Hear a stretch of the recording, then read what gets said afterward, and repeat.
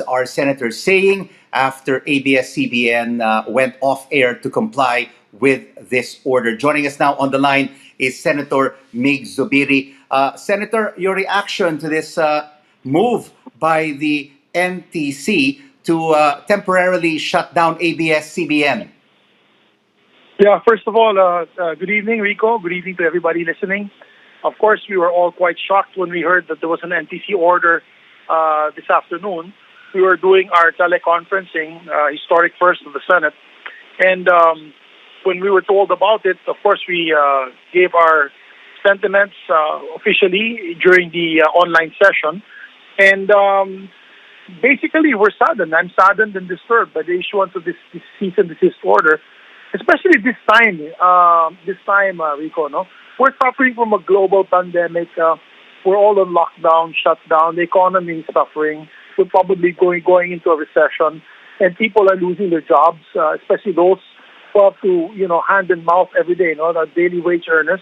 And then you're going to add it with the cease and desist order that will technically cut off jobs to thousands of our kababayans, and not only in the main office of ABS-CBN, but of course all the regional and provincial radio stations and TV stations that they have. So it's quite sad, especially this time of pandemic, that we're getting a lot of information, not only from CNN, local CNN and GMA7, but also from ABS.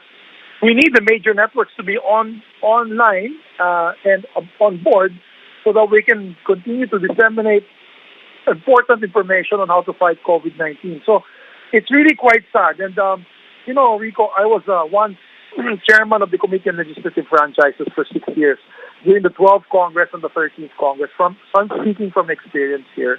And that's why I'm quite disturbed with what happened. Because in the past, there are precedents wherein NTC had given out provisional authorities and granted provisional authorities to franchise holders whose applications are still pending in Congress. Right. It's happened in the past many times. Mm-hmm. As a matter of fact, I've gotten mad at NTC a few times for them granting provisional authorities to radio stations in the provinces without even applications of congressional franchises. So they were so liberal. There was a time they were so liberal in giving out provisional authority. So it's quite surprising now.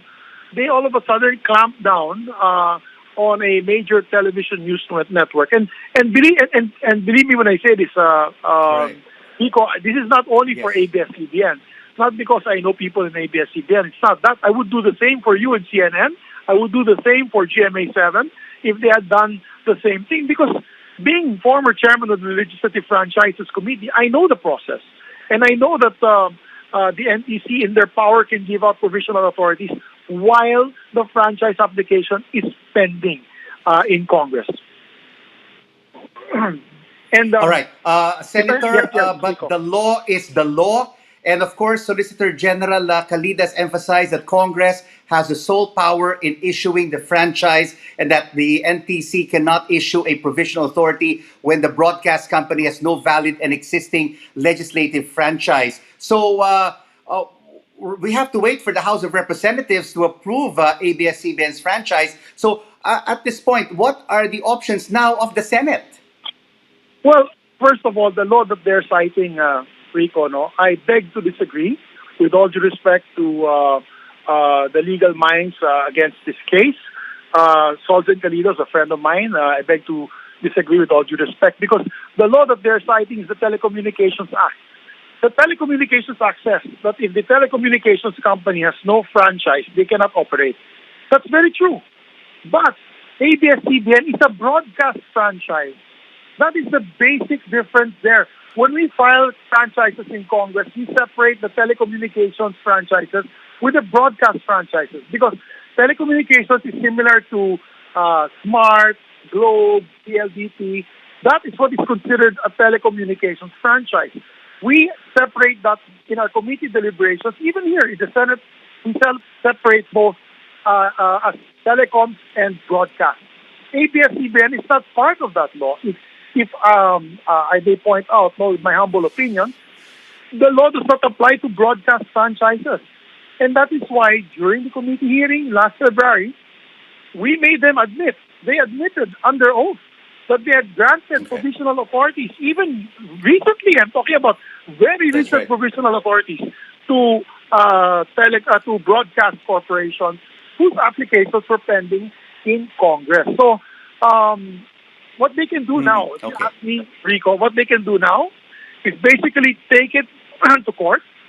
They can use the deliberations under oath in the committee hearings, where Yes, they right. admitted that they can grant provisional authority to broadcast franchises as long as there's an explicit approval of both Congress and the Senate. We in the Senate, Rico, has already given All right, Senate Senator. Resolution number 40, which is the sense of the Senate to give, to ask the NTC, to urge the NTC to give a provisional authority. If I'm not mistaken, the House of Representatives to Speaker Alan Cayetano, together with Congressman Chico Alvarez,